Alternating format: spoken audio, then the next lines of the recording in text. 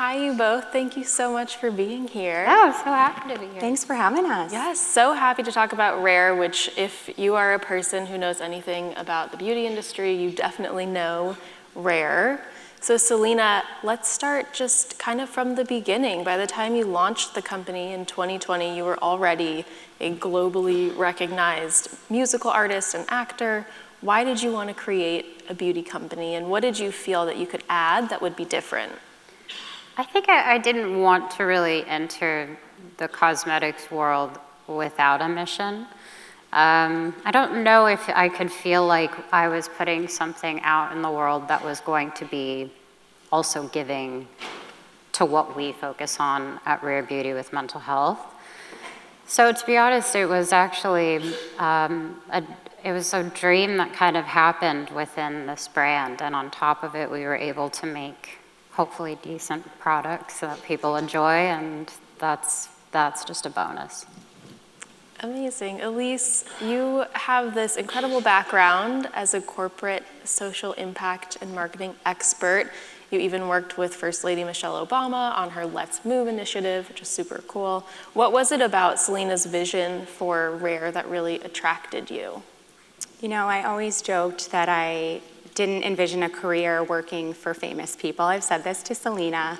And the mission and the issue that Selena cared about was so both personal to me, and also we were living in this moment where we had such an opportunity to bring the gift of someone like Selena, a new brand, and an issue that was coming to headlines, and we had every tool in our toolbox to make a difference. And Selena and I met over Zoom, the very beginning of COVID, and one conversation with her, and I saw the power and authenticity. I know Tori Birch was just speaking to this, but it's all about her authenticity and the power in her story and the gift that she's given to so many of us that I knew was something that could really make a difference, and that was it. And at the end of that conversation, Selena said, "So will you join me on this journey?"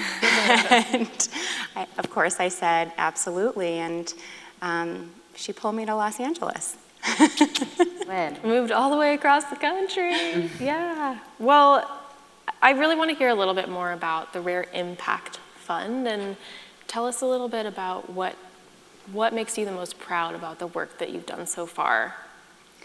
Personally, I think that we've been able to do something that, at least in cosmetics, I think we've done something that no one's ever done, and that's really the community that we've built. And that is what makes me happy every night when I go to sleep, because it's mission driven. It's not just about what we're trying to portray. I'm so proud of the fact that we're actually doing things, changing things, having conversations, getting people to talk about the right things.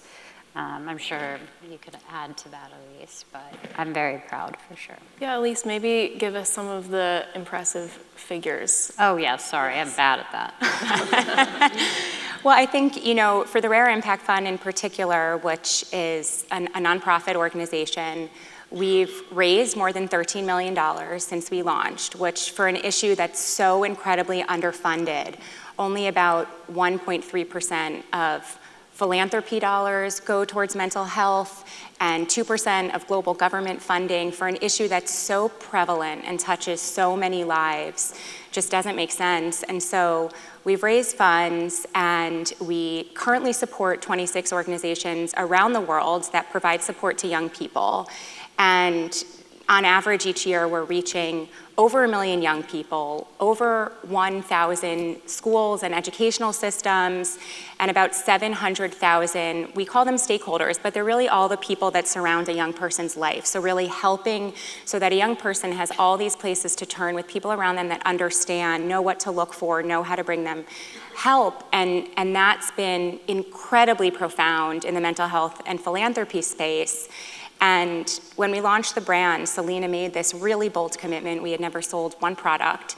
And she said, I want to donate 1% of sales, not profit, but sales, to this issue as an ongoing revenue stream. And so for a brand that launched in a global pandemic, having never sold a lipstick yet, that commitment was built into the brand, which really showed that long-term commitment. And we've also been able to leverage that with the community that we've built to bring expert mental health resources to young people every day. Our social channels don't just talk about our new blush. They actually share expert-driven, evidence-based mental health content in a place where young people are looking for those resources.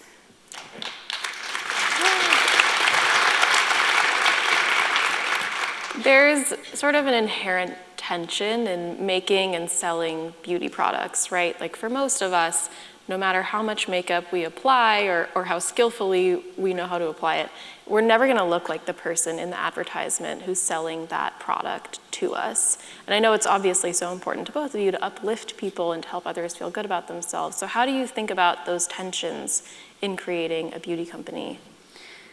Personally, I've felt that there's a very unrealistic standard when it comes to the cosmetic world, and it makes me a little sad for my generation and for anyone to look at something that's probably, you know, touched up and made to look nice. I just wanted to break that down. I don't know how to do makeup, and I have a makeup line. Like, I'm terrible at it, and I just enjoy. To me, I wanted to make products that people didn't feel like they had to look a certain way, didn't have to change the shape of their face. I wanted it to feel good when you're using my products. And all of our products are named based on uplifting things from our Find Comfort line to anything that comes to mind, body, and soul. We try to be very conscious of even naming the products to be reminders of joy or just finding yourself. So I genuinely just wanted to make makeup that was fun for people. I don't believe in having to look a certain way. I spent years trying to do that, and it's draining, waste of time. Preach, yes.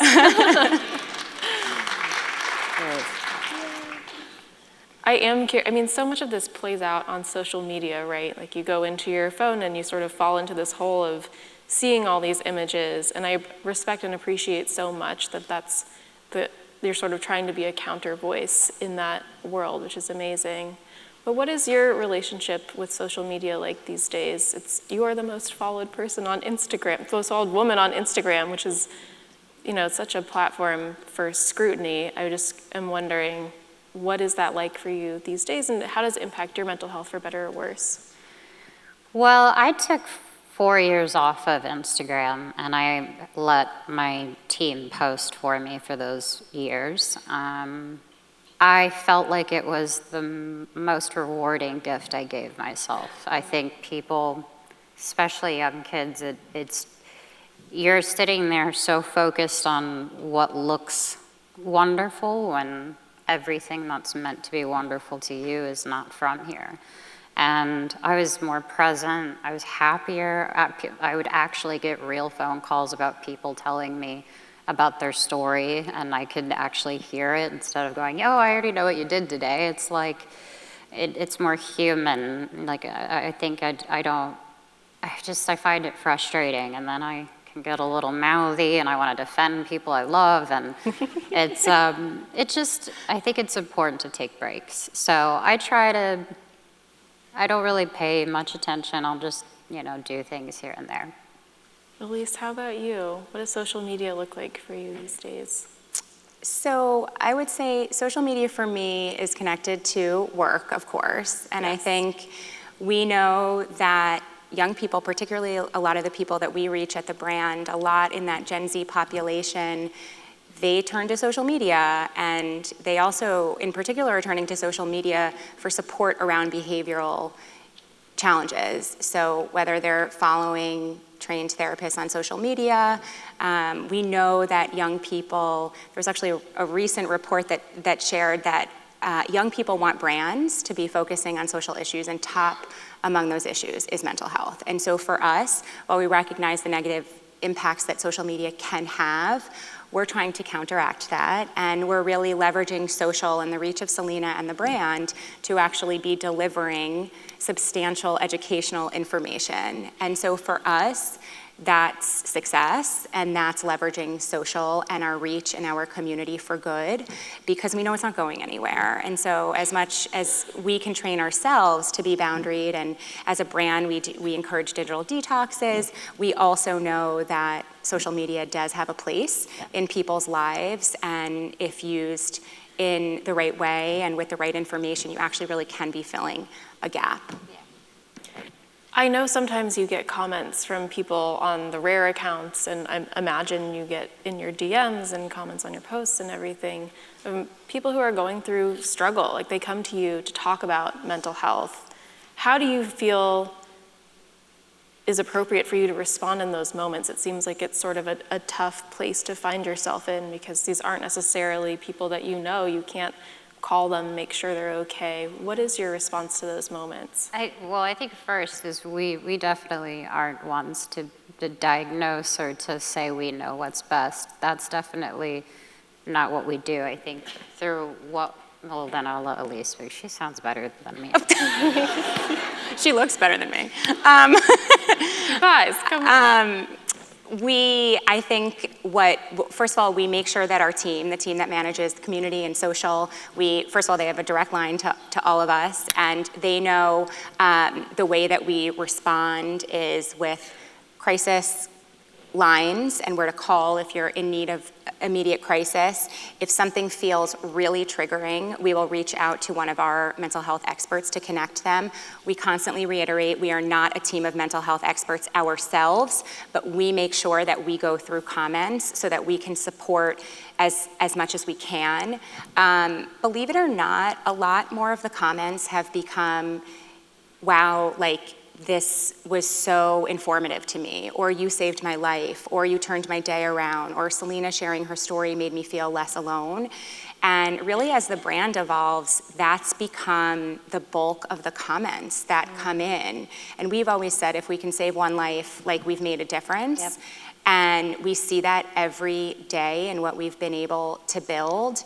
And so certainly in the instances where something feels alarming, we'll make sure that we're providing appropriate information for where to call and articulating that we aren't the experts. Yeah. And that's with the Rare Beauty account. I think mine is completely separate. I think that's where I want people to go for help, not me. I don't want to. That's where you're resourced and prepared to respond. I'm glad we created a space for that. There's a moment in your documentary, My Mind and Me, which is really intimate, fascinating look at your mental health. Super brave, amazing. And I remember this moment where someone from your team was asking you, are you sure that you want to share your bipolar diagnosis publicly? Her point was sort of, you're really young, you have a whole lifetime in which you could decide to share this. But in that moment, you were very confident, and you said, no, like, I'm ready to talk about it. How has that decision to share that you're living with bipolar changed things for you? It's actually a bit freeing once I was able to kind of get it out. Because for years I was so confused. My emotions were so intense, and it was very confusing. And then I went into psychosis, and all these confusing things were happening. And once I finally found the answer, it wasn't, oh, I have this problem.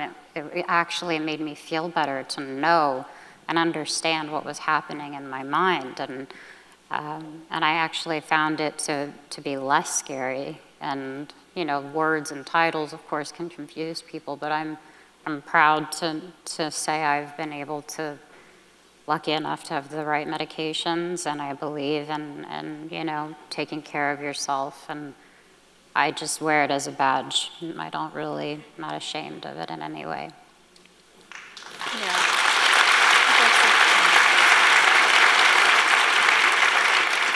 I think it makes a really big difference for people to be able to have someone to look to who is very open, and I appreciate that so much. That's the best part to me. You know, I enjoy meeting people, but whenever anyone comes up to me and shares their story or, you know, feels that they can have someone to say, oh, me too, I feel that as well. It's a great feeling to be able to know you're making that kind of difference, other than I loved your outfit, you know. It's very rewarding. Well, I know Rare is near and dear to both of you. There have been some rumors buzzing about a potential sale or an IPO. What can you tell us about the future of Rare and how you envision your involvement? I don't think I'm going anywhere. I am enjoying this a little too much. And I just want to continue to build what we're doing. It means so much to me, especially the Impact Fund.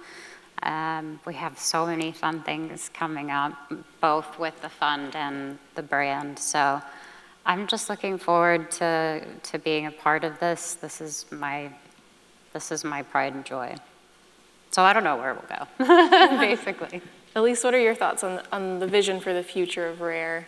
I'm just thrilled that we've been able to build a brand and will continue to build a brand that's not just known for its products, but that our community and in the marketplace, we are known for the mission that we've built and the issue that we focus on. And so my dream is, whatever the future looks like, that we continue to be able to focus and be known for our mission and what really has set us aside. So I'm excited for that.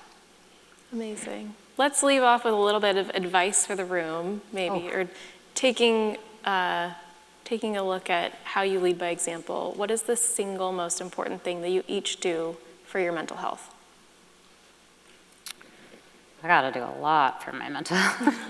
One single thing I do, I think it's important that I balance things. I need time to be on my own, and I think that's always been something that has allowed me to recharge. I think before I associated being alone as a depressing feeling that I used to wake up feeling, and now it's like I get to enjoy every day. So, yeah.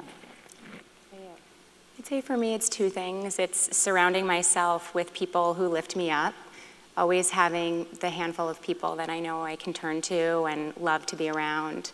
And then I think we've both learned there's so much power in our own stories.